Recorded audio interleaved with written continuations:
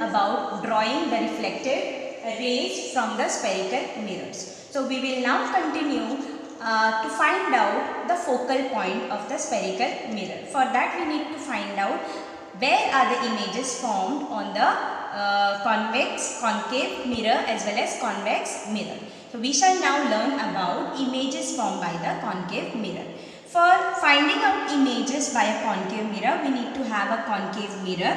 This is called as the lens tent, wherein we can keep the mirror, we can place the mirror tightly so that it doesn't fall, okay, and we have a screen over here to find out the focal point. Now why we need to use a focal screen? It's because when the incident rays are falling on the mirror, they will be reflected back.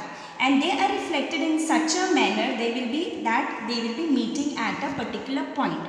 And you have learned that that particular point is called as the focus of the mirror, okay, spherical mirror. So here first we are trying to find out what is the focus of the concave mirror. Okay, so if the focus is formed at a particular point, so we need to have a screen for that, since it will not be seen inside the or behind the mirror. That is why we need to have a special screen for it to see where exactly these reflected rays are meeting. So they will be meeting at a point, and at that point only we are going to place the screen.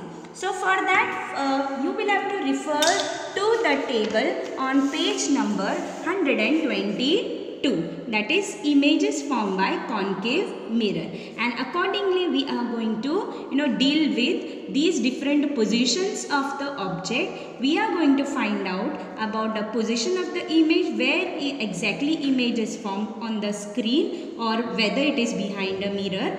And third thing, we are going to find out how is the nature of the image, whether it is real, virtual or erect and inverted, and what is the size of the mirror, whether it is magnified, very magnified or very large, magnified, small size, diminished, and a point image, or you can also call it as highly diminished. So let us say using this table only we are going to perform the experiment where exactly the image will be formed. Okay, now for that instead of taking first point, that is between the pole and the focus, first we have to try to find out the focus, and for that we need to have the object which is far from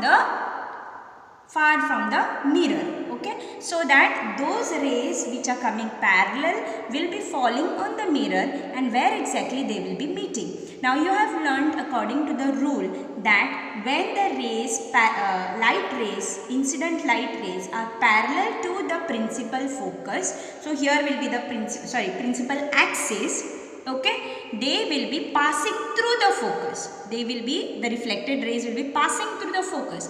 That means wherever these rays are passing and meeting, that point will be called as the focal point. So let's find out what is the focal point of the concave mirror. So for that there is an object, a person standing near the window which is very far from the mirror. That is why we call such an object as object placed at infinity. Now let us see where exactly we will get the image, whether it is formed behind a mirror. No, it will be not formed, because when you take the object away from the concave mirror you will find that it becomes blurred.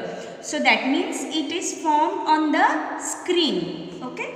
So let us see where exactly this person's image is formed on the screen. So you can see that I am moving the screen to bring it into focus. So let us see where it is coming exactly in the focus. So you can see now clearly that the person standing there very far, you can get the image on the screen, okay. So you can see the head of the person is ulta, inverted.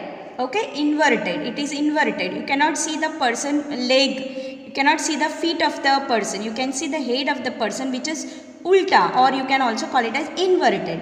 And since it is formed on the screen due to the light rays coming and meeting at one point, this type of image is called as real image. Okay, we have learnt in the previous video when I was talking about plane mirror, how is the virtual image formed. Virtual image is actually, the rays, the image is formed behind the mirror. That means we can see the image in the mirror. That image is called as the virtual image, and it is always erect, not inverted. It is always erect, not inverted. Whereas when the image is formed on the screen, it is called as a real image. Okay, because it is formed due to all the light rays coming and converging at a particular point. That image will be called as the real image, and it is always formed on the screen. Remember, real image is always formed on the screen. So you can see it is formed on the screen now, and this point where the image is formed, this position is called as the focal point of the mirror. So you can see even here the small candle which you can see is point size. The size of the image which is formed is point size. You can see very small. Okay, whereas the object is large enough. Okay, the object is large enough. Since it is very far from the mirror, the object image size which is formed on the screen is very small, diminished, or highly diminished, or you can call it as point size image. Okay, so this is how we can find out the focus of the mirror. Now let us name it as capital F. As you have learnt about the terms related to the spherical mirrors, let us call this point as the focal point now, where we have got. Now we need to find out how much is the length of this focal point from the pole of the mirror. That will give you the focal length of the mirror. Okay, when we find out the distance between the pole and the focal point, we will get a length. That length is called as the focal length, which is represented by the letter small f. Now for finding out the center of curvature, we need to double the focal length. We have to double the focal length, because you have already learned that center of curvature is, or radius of curvature is, double that of the focal length. So let us try to find out first how much is the length, and then we can find out the radius of curvature. Here you can see I am finding out from the pole. This is the pole and this is the focal point. So this distance is called as the focal length. We will measure the focal length. So the focal length is around 25.5 centimeter. You can see over here 25.5 centimeter. Okay, so that means the radius of curvature will be double that of the focal length. So since it is 25.5, focal length is 25.5, radius of curvature will be double. So it will be around 51 centimeter. So let us try to mark now the center of curvature at 51 centimeter and call it as capital C. Now why I am calling it as center of curvature when I am saying that this is radius of curvature? You know that radius of curvature starts from the center. So that point will be called as the center of curvature, and this length will be called as the radius of curvature. So remember, dear students, focal length is half of radius curvature of radius of curvature, whereas radius of curvature is double that of the focal length. And wherever you are getting the radius of curvature, that much length at that point is called as the center of curvature. So now we have found out the different points where exactly we can get the image now or object where we have to place according to the table which is given in the textbook. Now let us keep the object at different points and find out what is the position of the image. Okay. We have found out now when the object is at infinity, position of the object is at infinity, image is formed at the focus. Now let us see where is the image formed when the object is kept beyond the center of curvature. So here is your center of curvature. When the object is kept beyond the center of curvature, where will be the image formed on the screen? So for that we need to use our screen and find out where exactly. You can see something diminished here, right? Here something diminished is formed, but we are not getting a clear image. To get the clear image, we need to move the screen to find out where exactly the rays will be meeting. So here you can see the rays are meeting and you are getting nice image of the candle, okay, which is diminished again. Okay, you can see again it is inverted, ulta you can see, and you can see it is diminished. That means smaller in size as compared to that of the object.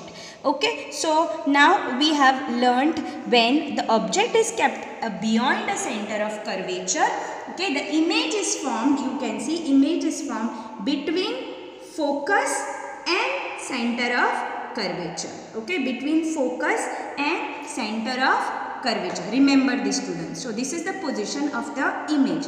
Now size of the image is diminished, very small. Okay, whereas again it is real and inverted. So this is regarding the nature of the image. Okay, size of the image is diminished and position of the image is between focus and the center of curvature. Okay, now let us take the object at the center of curvature and find out where will be the position of the image. So for that we will keep now the object at center of curvature, and find out where will be the image formed. So we will try to move the screen now, and you can see wherever is the center of curvature, only same place the image is formed, because you have learnt now in the drawing the reflected rays and rules of the reflected rays of the spherical mirrors, that when the incident ray is coming from the center of curvature, the reflected ray also will be passing from the center of curvature. That means the image which will be formed will be always of the same size, okay, and it is formed exactly at the center of curvature. You can also see over here that when the object is kept exactly at the same place, only you are getting the image. Okay, again it is real because it is formed on the screen. It is inverted and it is approximately same size. Okay, so it is formed at the center of curvature only. You can see over here center of curvature. Okay, object is kept at center of curvature. Image is also formed at the center of curvature. Okay, fine. So this is the third position of the object.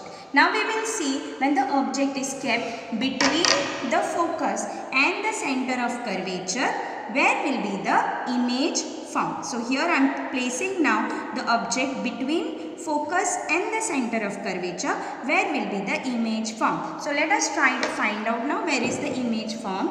Okay, so you can see the image which is formed here somewhere beyond the center of curvature. You can see I am moving the candle, and you are getting, you see here nicely you are getting the object which is kept between focus and the center of curvature. Image is formed beyond the center of curvature, and if you see the size of the image also, it has become large. So this is called as enlarged image. Okay, and it is again inverted. It is real since it is formed on the screen, and position is beyond the center of curvature. Okay, so this is the third position of the object when it is kept between focus and center of curvature. Image position is beyond the center of curvature. Okay, now let us move on to the next position, that is at focus. When we keep the object at focus, where will be the image formed? What do you think? So where it will be formed? Now you have learned that at infinity, when the object is kept, you are getting the image at focus. Now we are keeping the object at focus. Where will be the image formed? Of course, it will be formed at infinity. That means it will be formed very far from the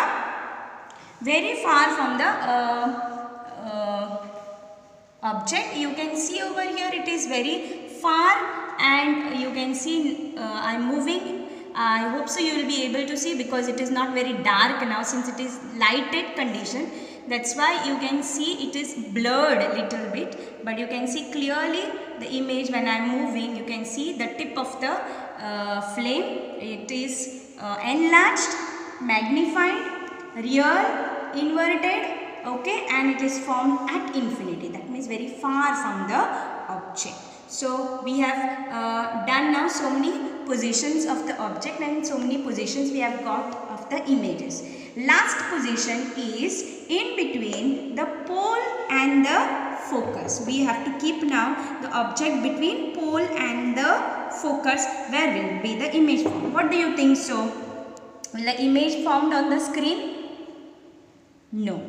Why? Because it is very kept close to the mirror, and since when we are looking ourselves inside in the mirror, whichever mirror it is, whether it is spherical mirror or plane mirror, you will find the image is always from behind the mirror. So now that we have kept the object very close, that means between pole and the focus, the image should be formed behind the mirror, correct? You can see the image which is from behind the mirror, and it is highly magnified. It is highly magnified. Why? Because it is formed behind the mirror, and since it is a concave mirror, it forms enlarged images. So here it is enlarged, and instead of inverted, now you can see that it is